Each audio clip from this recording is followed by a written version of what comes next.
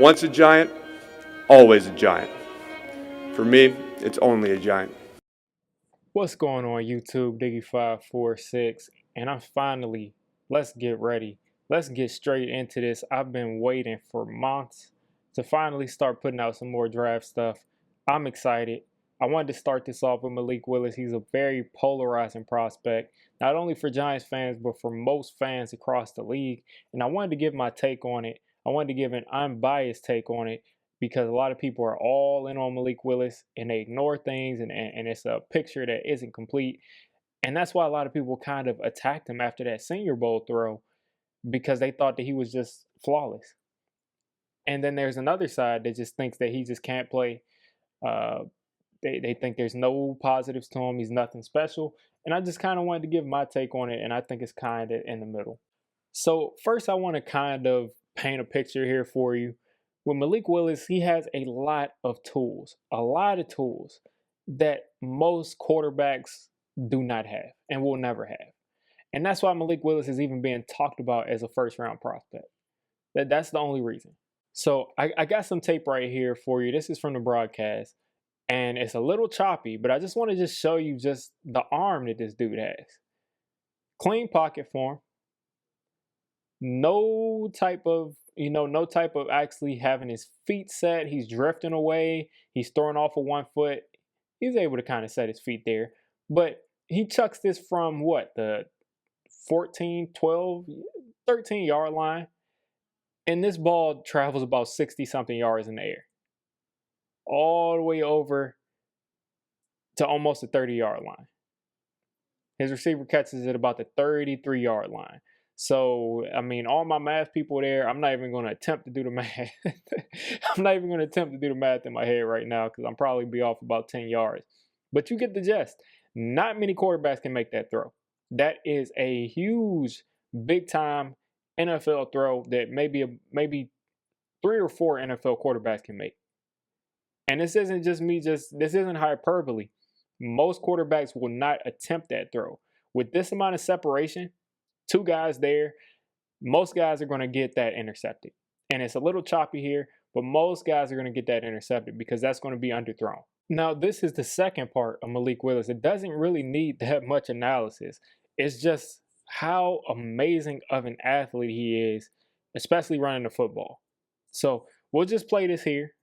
And Malik Willis is going to just take the snap, drop back. Yes, he's bailing from a clean pocket, which, he kind of bails this. He bails from this pocket earlier than he needed to by far. But at the same time, look at the physical tools. Look at the physical tools. Look at how many people he makes miss. This is what we look at every Sunday with the top quarterbacks in the league. And they, the difference is sometimes they'll end up throwing it right here, but sometimes they'll run with it. And of course, this reminds you of Lamar Jackson. But just look at how many people he makes miss.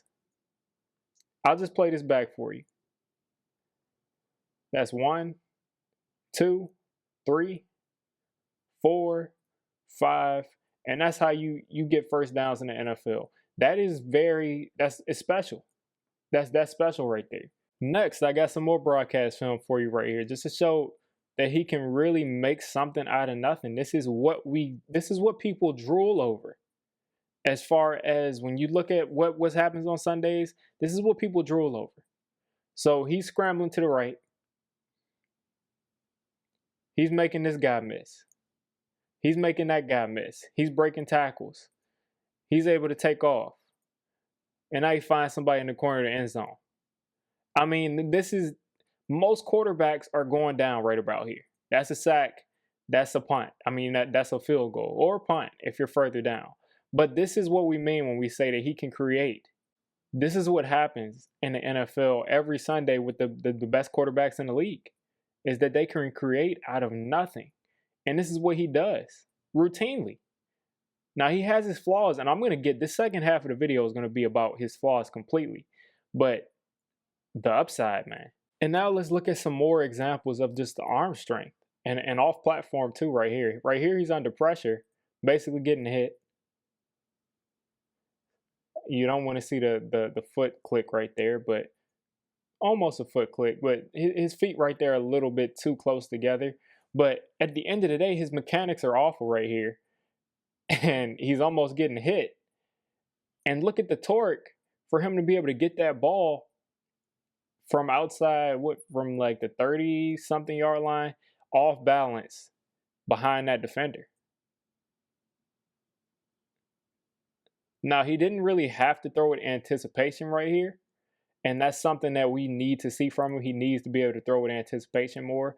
But the throw's there. The accuracy's there. When he's really on, the accuracy is there. So right here is probably one of my favorite plays from Malik Willis as far as NFL quarterback play goes. Right here, he has to anticipate the throw. He has to make the throw on time.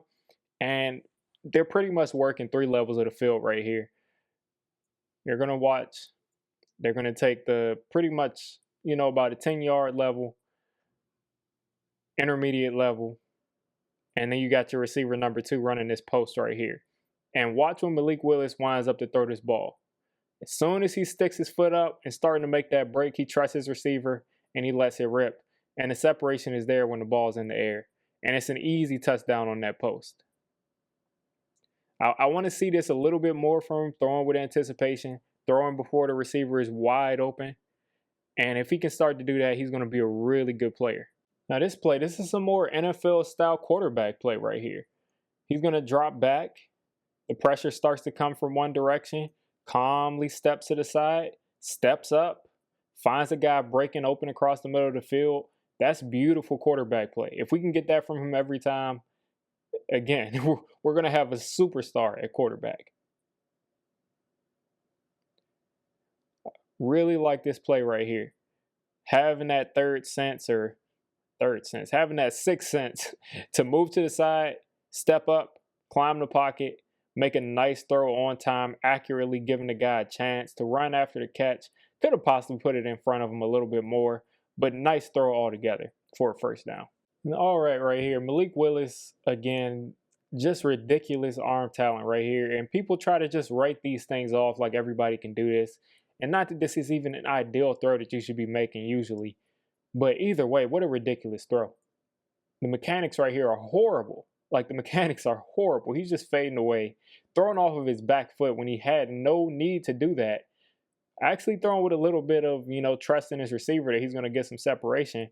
And his receiver is actually able to get that separation. He throws a dime off of his back foot, 30, 40 yards down the field, and his receiver just drops it.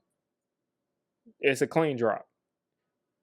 So he can have bad mechanics and still throw accurately. Not consistently, still working on that, people, but he can have bad mechanics and still throw it accurately. And that's what Patrick Mahomes and Justin Herbert and Josh Allen get rewarded for having horrible mechanics at times and still making just exciting, thrilling throws. And I think Malik Willis has the potential to do that. Not making any promises here, but I think he has the potential to do that. That's why he's being talked about as a first-round pick. So right here is a couple of criticisms. I can honestly make an entire 20-minute video of just criticisms from just one game, to be honest with you. But I kind of wanted to keep it brief because it can get a little bit repetitive. Now, watch the receiver second from the bottom of the screen. And we're going to watch this together. And I'm going to tell you, Malik Willis was late right here. He was late right here, and he's late a lot. Now, let's see where his eyes go. His eyes start on that side of the field. He starts in the middle of the field, looks over, and as soon as he sees this receiver, again, second from the bottom of the screen, as soon as he sees that receiver sticking his foot in the ground like that, this ball needs to be out. Like out. Like, it needed to be out a little bit quicker than that. Now, it's asking for a lot, but this is the NFL. At the bottom of his drop, he should be making that decision. Because if this ball gets put on this receiver right around here, if the ball is already there at that point, he's catching this and he has a chance to not only lose zero, who's beside him, but also be one-on-one with this safety. But instead, not only is he late, the ball is also high. So it completely stops his motion, and he's getting tackled as soon as he catches the ball. Luckily, the receiver holds on to it. Now, remember I talked about him having bad mechanics and still making great throws? Well, sometimes those bad mechanics, a lot of times, those bad mechanics come back to bite Malik Willis. And we're going to just watch number 2 at the bottom of the screen. And number 2 might have a future in the NFL. He gets open deep a lot. But let's just watch him right here. The same receiver he threw that deep post to. And he's just going to run a sluggo pretty much. Starts off, sets it up a little bit more, and takes the inside and then up. And Malik Willis is fading to his left. He's just fading. I mean, from a clean pocket. He's just fading to his left, crosses his feet. I mean, look, you should never be crossing your feet at this point. And listen, I'm not a professional quarterback, but it gets him off balance here. He's crossing his feet, and then he has to set to throw the ball, and he's off balance. Almost like he sidearmed it, and the ball is underthrown. Should have been a touchdown with a clean pocket he was in. Should have been a touchdown, but instead, it gets underthrown right there, and it becomes a jump ball, and his receiver isn't going to win that. And the ball is incomplete when you could have had 7 on the board. And I'm pretty sure Liberty ended up losing this game, and Malik Willis had his opportunities and could not get the ball to his receivers down the field on several occasions because of poor mechanics. So he's drifting, his feet are clicking, he's crossing his feet. That's why he misses the throw. So on this throw, this is just probably just a case of Malik Willis just pretty much making a bad decision and a bad throw. Bad decision and bad throw is never going to end up good unless you got Megatron or one of those freaks out there, wide receiver. But he takes this.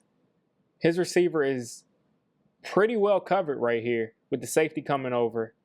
And he lays the ball out, lets the safety have enough time to come over. And the ball is pretty much not placed where you want it to be placed.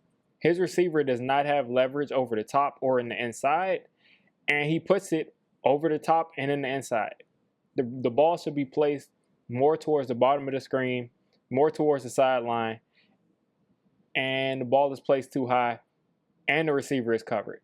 So this should have been intercepted, but they can't catch. All right, so I'll take these last couple of minutes or however long it takes me to finish kind of going over what I think of Malik Willis.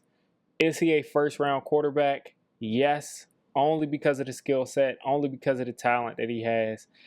He makes a lot of poor decisions. He loses his mechanics a lot and ends up making him an inaccurate quarterback. Sometimes he's very slow to read the defense. But guess what? All of these things were said about Josh Allen. A lot of these things were said about Patrick Mahomes. Some of these things were said about Justin Herbert. But to get a quarterback like that, it seems like, listen, if you look around the league, those quarterbacks were not slam dunks. Trevor Lawrence, the jury's still out on him. I'm not going to, say he was a successful pick or a not successful pick, but he's the only guy that's kind of made in that mold who was projected to be a really great player.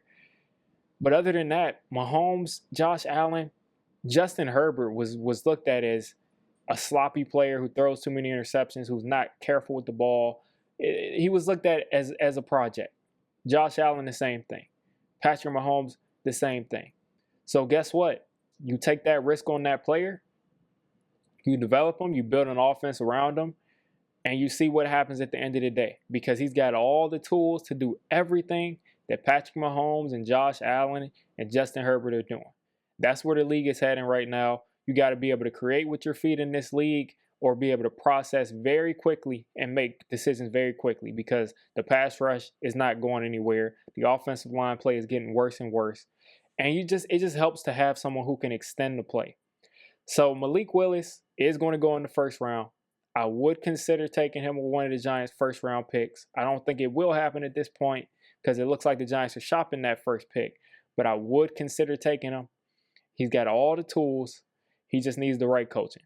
Now, if your team has a coach or a coaching staff who has not developed a quarterback, who does not run a quarterback-friendly scheme, I would not take Malik Willis because it'll be a disaster.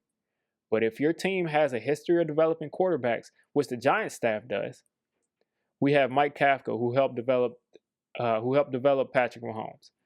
We have Shea Tierney, who was Josh Allen's quarterback coach or assistant quarterback coach, and Brian Dable, who was Josh Allen's offensive coordinator. So we have a roster, a staff with a history of developing quarterbacks who were very raw, who had some of the same issues as Malik Willis. And if we can use what they used on those guys, on Malik Willis, there's a shot that he turns into something that's at least 85% of what they are. And if he is, you have a team that is going to be competitive in every single game. Every single game, you're going to have a dominant player. So those are my thoughts on Malik Willis. You let me know. I know a lot of people can't stand the guy. A lot of people like the guy. You let me know what you're thinking down in the comments. If you made it this deep into the video, come on, just hit the subscribe button. I make Giants content primarily, draft content secondarily, and during the season, I'm going to be doing a lot of reacting to pretty much most of the NFL games and everything NFL. So if you made it this deep, go ahead and join the D6 squad.